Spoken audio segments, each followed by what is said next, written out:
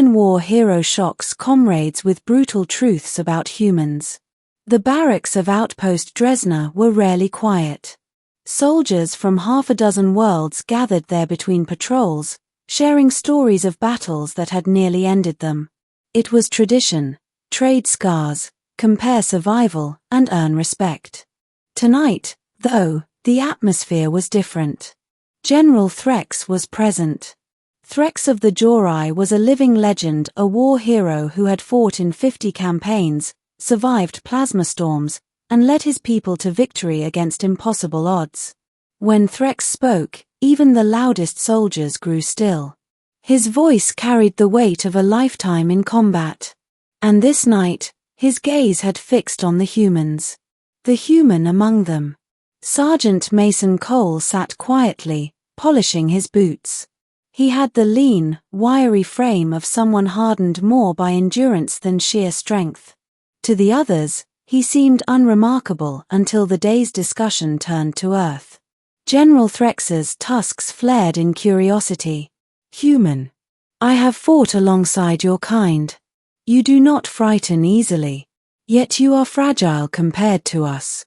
Weak flesh. Slow reflexes. Tell me, how is it that your species survives?" Every soldier turned to Mason. Some smirked, expecting excuses. Others leaned in, eager to hear a predator's secrets. Mason looked up slowly, his eyes calm, voice steady. "You want to know how humans survive?" He paused. "Fine. I'll tell you. But you won't like the answer. Firestorms and ash." He began simply. "On Earth, before we ever touched the stars, we burned cities. Not with orbital weapons. Not with plasma. With fire. Bombers dropped enough explosives to create storms of flame that devoured everything: streets, families, children. The fire ate the air itself. People didn't burn, they suffocated." Several soldiers shifted uncomfortably. A scaled Drovec commander hissed. "You burned your own?" "Yes," Mason said flatly. "Because that was the price of victory." Threx's mandibles twitched. He had raised colonies in war, but never his own. The winter of starvation. Mason didn't stop. His voice carried a quiet, brutal weight. In another theater, millions starved. Soldiers dug into frozen soil with bare hands. Families boiled leather boots for soup. My grandfather's unit survived on one slice of bread a day. Entire armies froze in the snow, but they didn't surrender. They kept fighting until either they or the enemy broke. Gasps rippled through the hall. A winged Duran officer spread her feathers wide. "That is madness. To fight with nothing." Mason's jaw tightened. "To us, madness was letting the enemy win. So we starved, we froze, and we kept going. Poison as fuel." He leaned back, almost casual now. "You think that's bad?" "We poison ourselves every morning." Confused murmurs rose. "It's called coffee. A neurotoxin. Small doses wake us up. Too much kills us. We know it's poison, and still we drink it. Because humans would rather shave years off their lives than slow down." The hall fell quiet again. Threx stared. "You willingly dose yourself with venom?" "Every damn day," Mason said. "The sun weapon." Mason's voice dropped lower, softer, but heavier than any blade. "And then came the atom. We built weapons that could erase cities in a single flash. One moment people walked to work, the next they were shadows burned into walls. Survivors staggered with skin falling off in sheets. That was the first time we realized we had the power to kill the world itself." The silence was suffocating.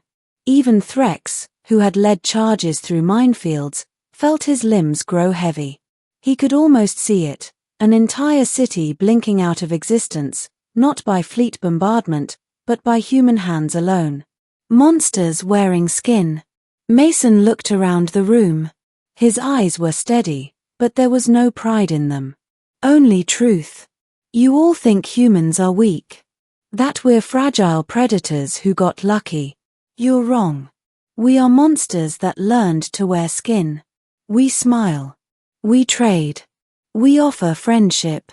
But underneath, we are the species that starved and burned and poisoned itself, and still kept walking. His gaze locked on Threx. Don't mistake our gentleness for weakness. It's restraint. And if you ever force us to drop the mask, if you ever see what we really are, then you'll understand why humanity always survives. The freeze. No one spoke. The Drovek commander lowered his eyes. The Duran officer folded her wings. Even the youngest recruits sat frozen, the weight of Mason's words pressing on their chests. General Threx, who had fought horrors across galaxies, felt his heart stutter. He had thought humans were merely useful allies, stubborn, reckless, enduring. But now he understood the truth. Humanity wasn't just resilient. Humanity was terrifying. Because only a monster could survive the things Mason described. Aftermath. The session ended in silence. Mason returned to his boots, polishing them as though nothing had happened. The others filed out, speaking in hushed tones. From that night forward, no one in Outpost Dresner mocked human fragility. Instead, they avoided provoking them altogether. And General Threx, war hero, veteran, legend, carried the memory of that night until his death.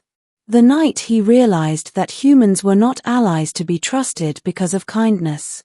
They were allies to be trusted because unleashing them was unthinkable.